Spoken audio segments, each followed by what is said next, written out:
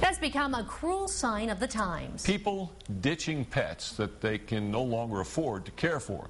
It has happened again, and Crystal Gutierrez reports this time 2 dogs survived only because somebody's Jeep got stuck in the mud. So they were obviously left just to die. These 2 dogs were brought to the Animal Humane Association in Albuquerque yesterday. A Good Samaritan found them here in the northwest mesa between Albuquerque and Rio Rancho. They didn't have food or even water. I would say this guy is probably 12. This one's younger, maybe 5 or 6. This guy's probably 5 or 6. In fact, Papa and Piccolo were not only abandoned, their owner made sure they didn't try to make it back home again. The man said he came out here just to help his brother because his Jeep was stuck in the mud.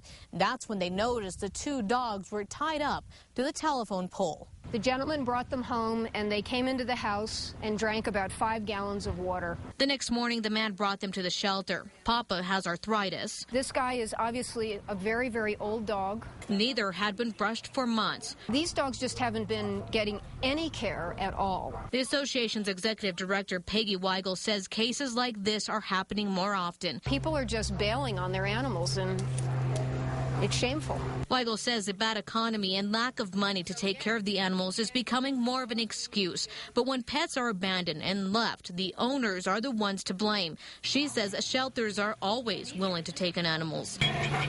As for Papa and Piccolo, Weigel says they want to find the owners and charge them with animal cruelty. Those owners left behind a clue. The dogs were still wearing their rabies tags. So we may be able to find the owner. Weigel says the charges don't even compare to what could have happened to these 2 dogs. Heat exhaustion, starvation.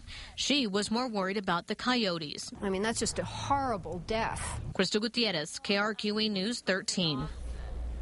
The current